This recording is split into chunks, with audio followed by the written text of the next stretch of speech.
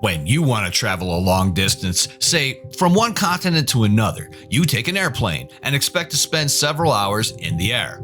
However, when it comes to space travel, it's important to travel much faster because the points of interest are extremely far away. Space explorers have always been searching for a way to travel faster than light, which will allow them to get to deep space quickly. Essentially, all the methods discovered so far have significant drawbacks, but scientists have found a new way. How does it work? What are the requirements? How soon will you be able to travel with it?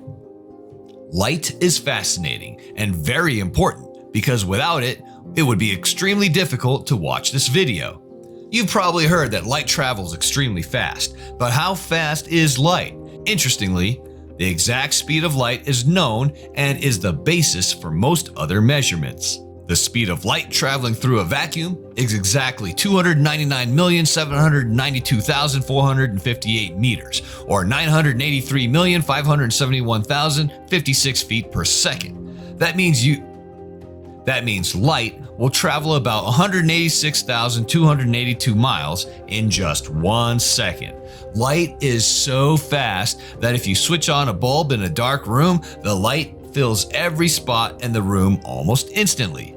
Another unit of measure involving light is the light year, which is the distance that light can travel in 1 year. The value is about 6 trillion miles or 10 trillion kilometers. It is one way that astronomers and physicists measure immense distances across our universe. As mentioned earlier, the universe is so vast that it could take light many years to travel from one part to another. To illustrate this, light travels from the moon to our eyes in about 1 second, which means the moon is about 1 light second away. However, sunlight takes longer, requiring about 8 minutes to reach our eyes, meaning the sun is about 8 light minutes away. Light from Alpha Centauri, the nearest star system to our own, requires roughly 4.3 years to get there, so Alpha Centauri is 4.3 light years away. Other stars and objects beyond our solar system lie anywhere from a few light years to a few billion light years out. This is why everything astronomers see in the distant universe is literally history. When they study objects that are far away, they are seeing light that shows the objects as they existed at that time that light left them. While there are a lot of fascinating things you can do with light, scientists have tried to find a way to travel at the speed of light. This is interesting as humans will hopefully soon become an interplanetary species.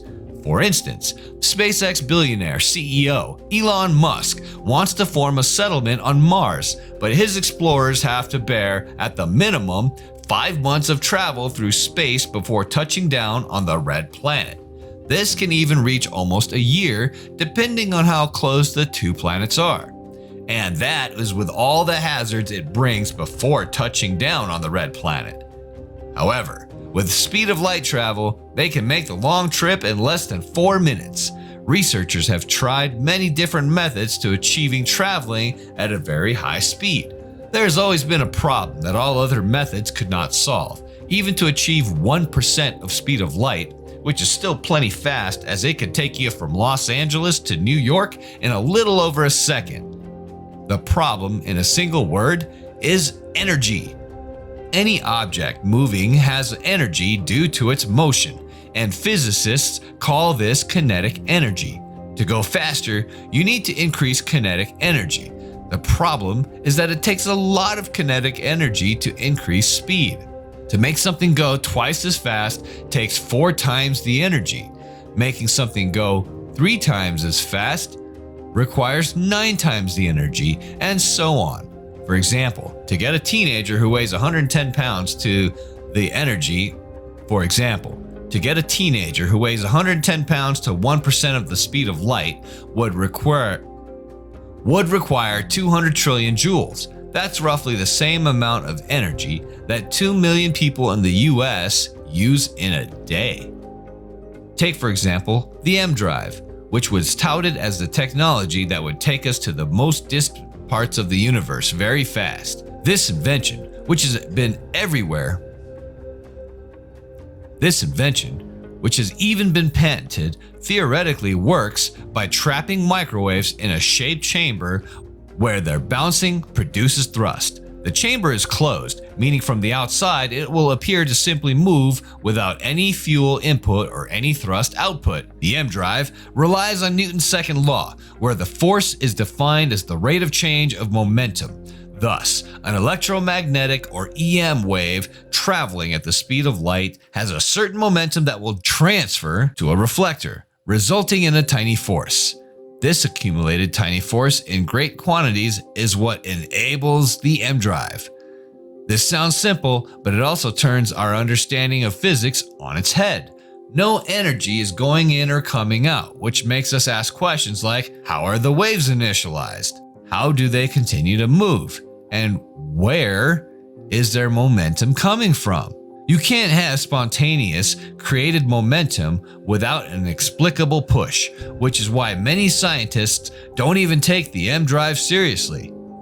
If the M drive works, then it invalidates much of what physics know about the universe.